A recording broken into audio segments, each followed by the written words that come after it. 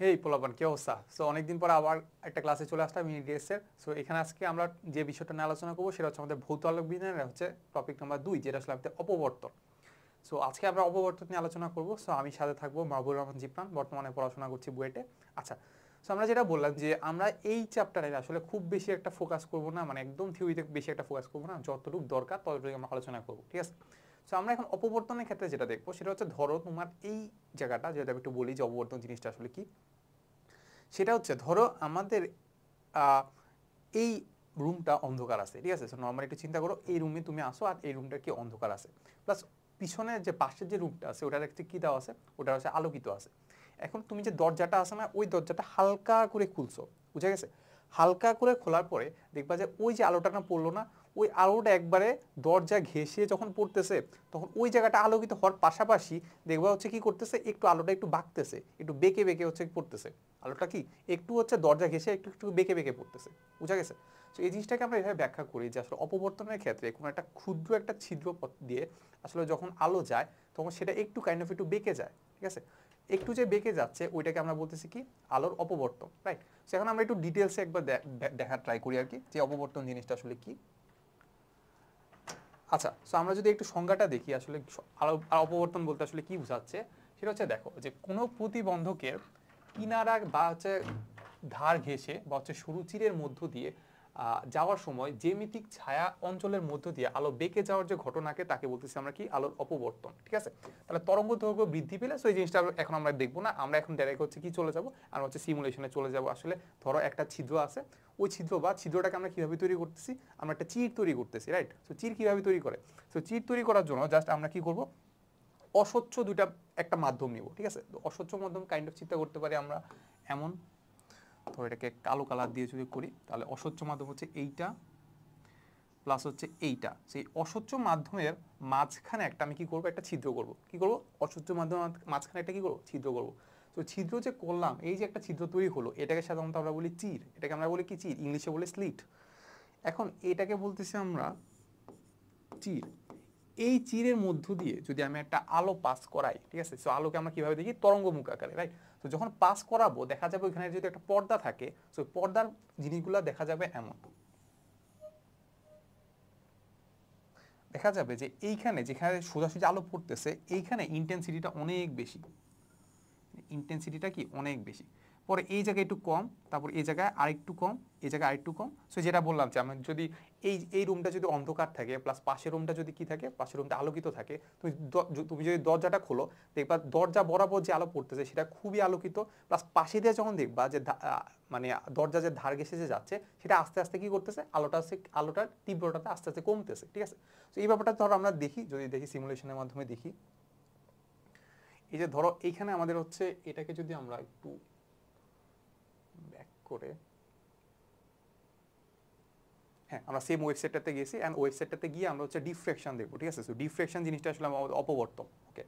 So ডিফ্রেকশনে click করলাম, and ডিফ্রেকশনে click করার পরে আমরা এখানে একটা কি পাচ্ছি, একটা সাদা একটা জিনিস দেখতে পাচ্ছি। এই সাদা জিনিসটা হচ্ছে মানে ওই স্লিটটা, মানে হচ্ছে কি ক্ষুদ্র একটা কি করলাম, ছিদ্র করলাম, ঠিক আছে?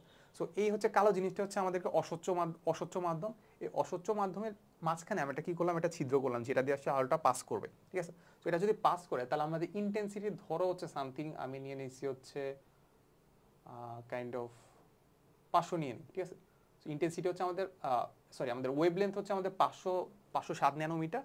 তার মানে বোঝা যাচ্ছে কাইন্ড অফ এটা সবুজ টাইপের আর কি। আচ্ছা, তো এখন এটার মধ্যে দিয়ে ধরো হচ্ছে আমি ডায়ামিটারটা ধরো হচ্ছে ডায়ামিটার একটু কমাই দিই, ধরো হচ্ছে সামথিং হয়তো নিলাম 0.06 মিলিমিটার, ওকে? সো এইবার যদি আমি এটাকে চালু করে দিই, দেখো এইটা হচ্ছে আমাদের আলো, এই দিক থেকে আলোটা যাচ্ছে, এই যে দেখো এটা হচ্ছে আমাদের এই মাধ্যমটা, এই দিক থেকে আলোটা যাচ্ছে, আলোটা যাওয়ার পরে ওইটা হচ্ছে আমাদের পর্দা, ঠিক আছে? সো পর্দার মধ্যে আলোটা কি করতেছে, পড়তেছে।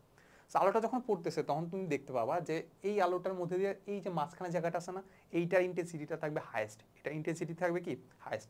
এরপরে হচ্ছে একটু আমাদের হচ্ছে অন্ধকার ডোরা দেখতে পাবো, অন্ধকার ডোরার পাশে ইন্টেন্সিটিটা আবার একটু কমতেছে, আলো ইন্টেন্সিটি। তারপর দেখবো আমরা কি দেখবো, আবার অন্ধকার ডোরা, তারপর আবার ইন্টেন্সিটিটা আবার কমতেছে, প্লাস আবার এরকম দেখতে পাবো যে একবার ইন্টেন্সিটি প্রথমে হাইস্ট থাকবে, এরপর আস্তে থাকবে কি কমতে থাকবে। আর হচ্ছে আমরা দেখতে পাবো একবার অন্ধকার ডোরা, এরপরে কি দেখতে পাবো, আলোকিত ডোরা, এরপর অন্ধকার ডোরা, আর আরেকবার দেখতে পাবো কি আলোকিত ডোরা, ঠিক আছে? আচ্ছা, এখন এই জিনিসগুলোকে ধরো যদি আমি একটু ব্যাখ্যা করতে যাই, তো এখানে আমি নতুন একটা স্লাইড নিয়ে নিই। আচ্ছা, সো তার মানে এখানে আমরা দেখতে পাবো অন্ধকার ডোরা, আলোকিত ডোরা, রাইট? সো এখন অন্ধকার ডোরার ক্ষেত্রে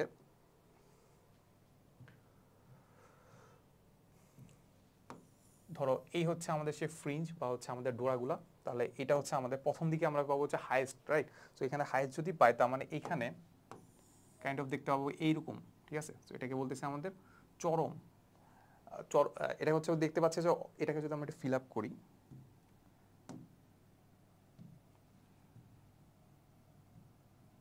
ঠিক আছে? সো এটা হচ্ছে আমাদের কেন্দ্রীয় চরমটা, ঠিক আছে? সো এখন বলতে পারো যে চরম জিনিসটা কি। সো আমরা একটু লিখে রাখি যে আসলে অপবর্তনের ক্ষেত্রে আমরা এটা মাথায় রাখবো যে চরম জিনিসটা কি। চরম জিনিসটা হচ্ছে আমরা যেটা পড়ছিলাম যে ঘটনমূলক ব্যতিচার, আমরা এর আগে পড়ছিলাম কি ঘটনমূলক ব্যতিচার, যেখানে আসলে আমাদের কি তৈরি হয়, আমাদের আলোকিত ডোরা তৈরি হয়। সো ওইটাকে এখানে আমরা বলি হচ্ছে চরম নামে, এটাকে আমরা কি বলি চরম, যেখানে আসলে আমাদের কি তৈরি হয়, সেখানে হচ্ছে আমাদের আলোকিত অংশ তৈরি হয়। তাহলে এটাকে আমরা বলতেছি কি, এটাকে বলতেছি আলোকিত ডোরা।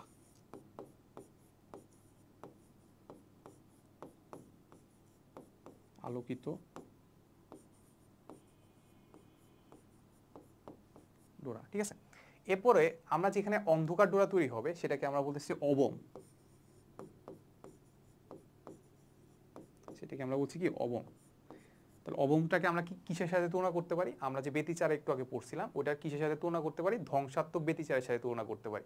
আচ্ছা, তো তাহলে এখান থেকে পাচ্ছি আমরা অবম, অবমটাকে আমরা বলে হচ্ছে কি অন্ধকার ডোরা।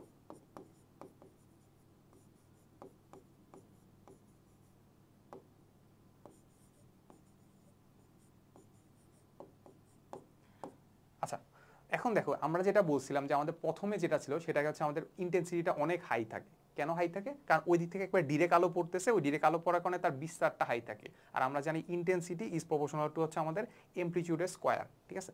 তার মানে এইটাকে আমরা বলতেছি চরম, কেন্দ্রীয় চরম।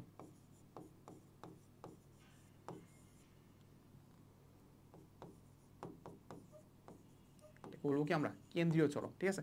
তার মানে এরপরে কি করবো, ইন্টেন্সিটিটা কমাই দিব, রাইট? তো প্রথমে একটা কি পাবো, একটা আলোকিত ডোরা, এরপর অন্ধকার ডোরা, এরপরে কি পাবো, ইন্টেন্সিটিটা একটু কমে যাবে। সো কাইন্ড অফ হচ্ছে ধরো এতটুকু কমে গেছে, তাহলে এটাকে আমরা একটা ফিল করে দেই,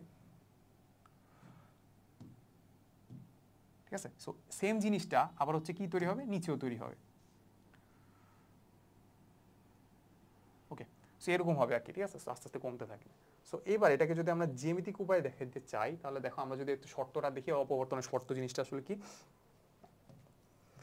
আমাদেরকে বলতেছে যে খাড়া ধার মানে কি স্ট্রেট এজ, স্ট্রেট এজ মানে কি, মানে ওই যে আমরা যে চিরটা নিচ্ছিলাম না, ওইটাকে বলতেছে আমরা কি খাড়া ধার, ঠিক আছে? তো বলতেছে ধার দুটি খুব তীক্ষ্ণ হইতে হবে। তীক্ষ্ণ মানে কি, মানে একদম খুবই খুবই একবারে চিকন হইতে হবে, যেটাকে আমরা বলি তরঙ্গ দৈর্ঘ্যের তুলনায় যে আমাদের চিরের যে ব্যাসটা আছে না, সেটা খুবই ছোট হইতে হবে। আচ্ছা, তাহলে বলতেছে যে প্রস্থ যেটা আছে সেটা হচ্ছে আলোর তরঙ্গ দৈর্ঘ্য ল্যামডা এর সমান বা এর কাছাকাছি মানের হতে হবে, ঠিক আছে? ওকে, তাহলে আমাদের কাছে সরু ছিদ্রের ক্ষেত্রে ছিদ্র খুবই সরু হতে হবে যাতে এর ব্যাস তরঙ্গ দৈর্ঘ্যে ল্যামডা এর সমান বা কাছাকাছি হয়, যেটা আমরা আলোচনা করে ফেলছি অলরেডি। আচ্ছা, এরপরে আমাদেরকে বলছে যে চিরের অপবর্তনের ক্ষেত্রে আমরা যখন অবম পাবো আর হচ্ছে আমরা কি পাবো, চরম পাবো, সো ওইটার মধ্যে আসলে আমাদের রিলেশনগুলো আসলে কি কি, ঠিক আছে? সো আমরা একটু যদি লিখি, আমরা যদি অবমের কথা চিন্তা করি, এটা একটু থিকনেসটা কমাই,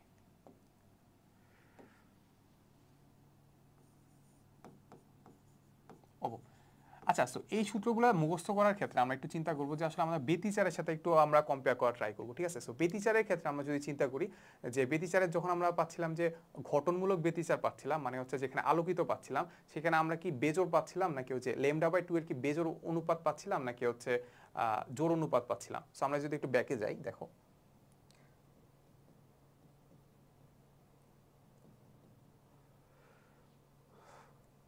দেখো সো এখানে যেটা পাচ্ছিলাম সেটা হচ্ছে আমাদের হচ্ছে ঘটনমূলক ব্যতিচার, সেখানে আমরা পাচ্ছিলাম যে এই যে জোড় অনুপাত, রাইট? সো এখন চিন্তা করবো আমরা বেজোড় অনুপাত, ঠিক আছে? সো যখন অপবর্তন চিন্তা করবো তখন আমরা চিন্তা করবো কি বেজোড় অনুপাত।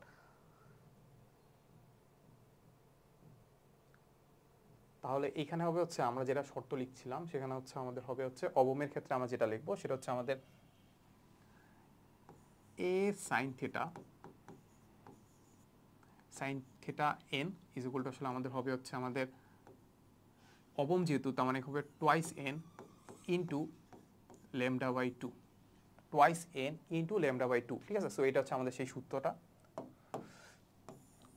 যেটা আমরা চাচ্ছিলাম আর কি। তাহলে এখানে দেখো, তাহলে আমরা এখন বুঝতে হবে যে আসলে এ জিনিসটা কি আর হচ্ছে আমাদের ল্যামডা জিনিসটা আমরা জানি, তাও থিটা জিনিসটা কি, ঠিক আছে? সো ফার্স্টে আমরা একটা স্লিট আঁকি, ধরো হচ্ছে এটা হচ্ছে আমাদের সেই স্লিটটা,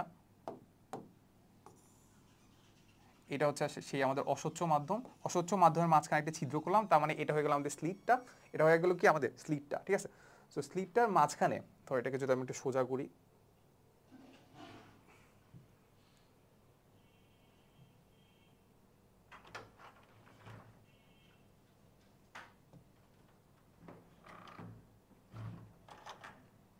ওকে, তাহলে আমরা যে স্লিটটা পাচ্ছিলাম এই স্লিটের একটা কি থাকবে বলতো, একটা হচ্ছে প্রস্থ থাকবে, বা হচ্ছে আমরা যদি যদি গোলাকার চিন্তা করি তার একটা বেস থাকবে, তাহলে হচ্ছে এটাকে বললাম আমি এ,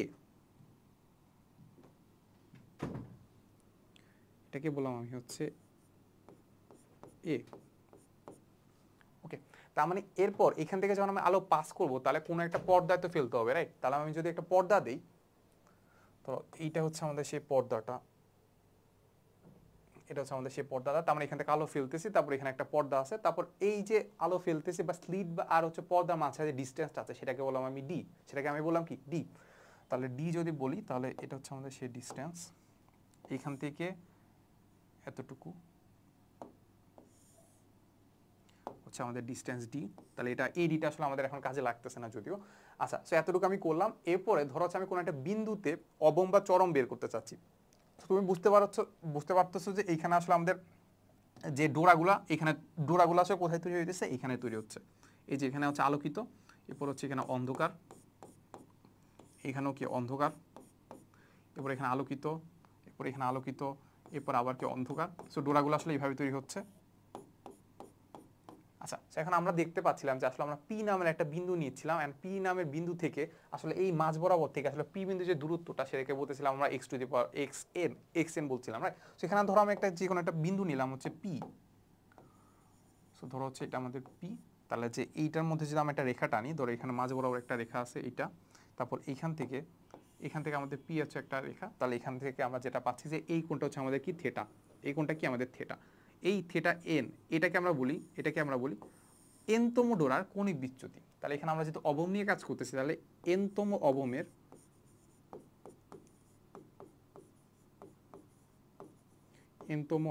অবমের কৌণিক বিচ্যুতি,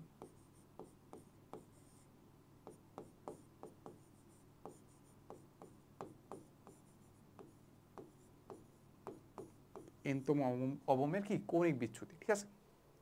তার মানে আমি এ পাচ্ছি হচ্ছে আমাদের যে স্লিটটা আছে ওটা প্রস্থটা এ, তারপর যে আমাদের যে পি বিন্দু যেটা আছে ওই পি বিন্দুতে আসলে আমি কততম পাবো সেটা হচ্ছে আমাদের এন, এন এর মান পাবো, লেমডার মান তো আমরা জানি যে কোনো একটা তরঙ্গের জন্য নির্দিষ্ট, তারপর হচ্ছে এন যেটা theta to the power N বা থিটা এন যেটা আছে সেটা হচ্ছে আমাদের কি এই যে কৌণিক বিচ্যুতিটা সেটা হচ্ছে আমাদের কি থিটা এন, ঠিক আছে? সো মাঝে মাঝে তোমাকে কোশ্চেন করে যে আমাদের যে কেন্দ্রীয় চরম যেটা আছে সেটার কৌণিক বিচ্যুতিটা আসলে কত, ঠিক আছে? সো এটার জন্য আমরা চিন্তা করো কৌণিক বিচ্যুতির জন্য, এটার জন্য আমরা যদি চিন্তা করি তাহলে এটার জন্য ধরো আমরা এটা বের করবো, তাহলে হচ্ছে এইখান থেকে এতটুকু প্লাস এইখান থেকে এতটুকু, তার মানে এখানে আসলে আমাদের দুইটা থেটা নিয়ে যোগ করতে হবে, ঠিক আছে?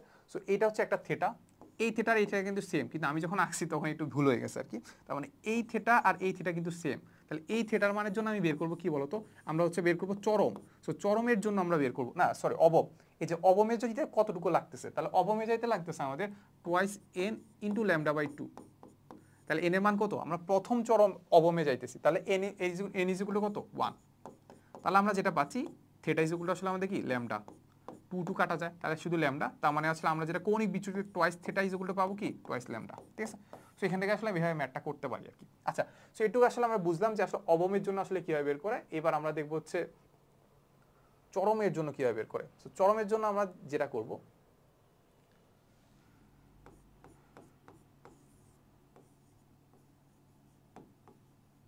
চরমের জন্য জাস্ট একটু উল্টা চিন্তা করব, সেটা হচ্ছে আমাদের এ সাইন থিটা আগে ছিল আমাদের জোর, এবার হবে কি বেজোর। বেজোরটার জন্য আমরা দেখছিলাম যে টোয়াইস এন প্লাস 1 হইতে পারে, টোয়াইস এন মাইনাসও 1 হইতে পারে। তার মানে ধরে নেই এখানে টোয়াইস এন প্লাস 1, প্লাস 1 হলে এন ইজ ইকুয়াল টু কত থেকে শুরু বলো, এন ইজ ইকুয়াল টু এখানে 1 0 থেকে শুরু হবে, 1 2 3 ডট ডট ডট চলতে থাকবে। তাহলে এন ইজ ইকুয়াল টু কত হবে ল্যামডা বাই 2। তাহলে সেম কেস, সো জিনিসটা আমি আর ব্যাখ্যা করলাম না আর কি, সেম কেস। তাহলে a sin θ ইকুয়াল টু কি twice n প্লাস 1 λ/2, বুঝা গেছে? আচ্ছা, এরপর আমাদের যে অপবর্তী কতগুলো বৈশিষ্ট্য দেওয়া আছে এগুলো জাস্ট একটু রিডিং পড়লেই পারবা। এরপর অপবর্তন গ্রেটিং এর ক্ষেত্রে আমরা যেটা বলি সেটা হচ্ছে, ধরো আমরা একটা স্লিটের ক্ষেত্রে একটা অপবর্তন পাইলাম, বাট আমরা যদি অনেকগুলো মানে স্লিট নেই, তার মানে আমরা অনেকগুলো অপবর্তন পাবো। এই যে অনেকগুলো অপবর্তন পাচ্ছি তাকে আমরা বলতেছি অপবর্তন গ্রেটিং, তাকে আমরা কি বলি? অপবর্তন গ্রেটিং। আচ্ছা, এই যে দেখো অপবর্তন সৃষ্টি করার জন্য একটি বিশেষ ব্যবস্থার নাম হচ্ছে গ্রেটিং বা হচ্ছে কি ঝাঁঝরি। এটা সাধারণত আমরা কোথায় দেখতে পাই? এটা সাধারণত আমরা দেখতে পাই যে সিডি আছে না, আগে সিডি পাওয়া যেত, ওই যে সিডিতে আমরা দেখতে পাই যে অপবর্তন গ্রেটিং, দেখবো হচ্ছে কি অনেক কালার দেখা যায়, ঠিক আছে? তারপরে যে এখানে বলতেছে যে অপবর্তন গ্রেটিং এর ক্ষেত্রে আমরা যেটা পাই নিঃসরণ বা নির্গমন গ্রেটিং, তারপর হচ্ছে আবার প্রতিফলন গ্রেটিং, ঠিক আছে? এগুলো আসলে আমরা রিডিং পড়লাম না আর কি। তাহলে আমরা যেটা পাচ্ছি যে নিঃসরণ গ্রেটিং যেটা আছে সেটা হচ্ছে পাশাপাশি স্থাপিত অনেকগুলো সমপ্রস্থের সূক্ষ্ম চির সম্পূর্ণ পাতকে নিঃসরণ গ্রেটিং বলে। ওই যে আমরা যে অনেকগুলো স্লিট রাখতেছিলাম না, মাঝখানে হচ্ছে চির রাখতেছিলাম না, এগুলো যদি অনেকগুলো চির একসাথে রাখি তাহলে আমরা যেটা পাবো সেটা হচ্ছে আমাদের কি নিঃসরণ গ্রেটিং, থেকে আমরা কি পাবো? নিঃসরণ গ্রেটিং। আচ্ছা, তারপর নিঃসরণ গ্রেডিং এর ক্ষেত্রে আমরা যেটা করব, ধরো হচ্ছে আমরা একটা স্লিট, অনেকগুলো স্লিট নিলাম, ঠিক আছে? ধরো হচ্ছে এইটা একটা নিলাম, এটা মাঝখানে একটা ডিফারেন্স আছে, তারপর এখানে একটা নিলাম, ঠিক আছে? এখন দেখো সবগুলোর আসলে চিরকের প্রস্থ কিন্তু সেম। ধরো হচ্ছে এইটা হচ্ছে, এটা প্রস্থ হচ্ছে এ, তারপর এটার যে ইয়াটা সেটা হচ্ছে আমাদের বি, ঠিক আছে? এখন এ প্লাস বি, এ প্লাস বি, এ কি যে দিকটা যাবে সেটা হচ্ছে প্রস্থ, চিরের প্রস্থ, বিটা কি যেখানে দিকে যাবে না সেটা ইজিকুল কি বি, এ বি, এটা ইজিকুলটা আমরা পাবো হচ্ছে ডি, সেটা ইজিকুল কি পাবো আমরা? ডি। এ প্লাস বি ইজিকুলটা পাবো আমরা কি? ডি। ডি কে আমরা বলতেছি কি? গ্রেটিং ধ্রুবক। ডি কে আমরা কি বলতেছি? গ্রেটিং ধ্রুবক। তাহলে দেখো যে কোনো একটি প্রস্থের শুরু থেকে পরবর্তী চিরের শুরু পর্যন্ত দূরত্বকে গ্রেটিং বলে। সেম কথা, মানে এইখান থেকে এইখানে যে ডিস্টেন্সটা তাকে আমরা বলতেছি কি? এখান থেকে এখানে ডিস্টেন্সটাকে বলতেছি কি? গ্রেটিং ধ্রুবক। তার মানে এইখান থেকে এতটুকু হচ্ছে আমাদের এ, তারপর এইখান থেকে এতটুকু হচ্ছে আমাদের কি? বি। তাহলে a plus b equal to কি? A plus b equal to d. তাহলে এটাকে আমরা বলতেছি কি? গ্রেটিং ধ্রুবক। ওকে, তারপর হচ্ছে গ্রেটিং ধ্রুবক আর হচ্ছে আমাদের প্রতি রেখায় কতটা সংখ্যা, কতটা হচ্ছে আমাদের গ্রেটিং দিচ্ছি সেটাকে বলতেছি আমরা এন। আর এই ডি আর এন এর মধ্যে একটা সম্পর্ক আছে, ডি ইজ ইকুয়াল টু আমরা পাই হচ্ছে 1/n। D is equal two আমরা কি পাই? 1/n। এন মানে কি? প্রতি মিটারে বা প্রতি ইয়াতে কয়টা রেখা আছে, কয়টা রেখা মানে কি? আমরা হচ্ছে কতটা ঝাঁঝরি বা হচ্ছে কতটা হচ্ছে কি টানছি, মানে হচ্ছে ধরো হচ্ছে কতটা হচ্ছে চির টানছি, সেটাকে আমরা বলতেছি কি? এন। ওকে, তাহলে এই যে এটা সূত্রটা সেটা আমরা একটু মাথায় রাখবো, যে আমরা যদি অবমের কথা চিন্তা করি, অবম, এবার ব্যাপারটা একটু উল্টায় যায়, এবার কাইন্ড অফ আমরা ব্যতিচারের মতো পাবো, ঠিক আছে? কি পাবো? ব্যতিচার। তো ব্যতিচারের ক্ষেত্রে আমরা যেভাবে পাইতাম যে অবম মানে কি? বেজোড়, d sine theta n is equal to পাবো হচ্ছে আমরা বেজোড়, মানে টোয়াইস এন প্লাস 1 λ/2। আবার আমি যদি চরমের কথা চিন্তা করি,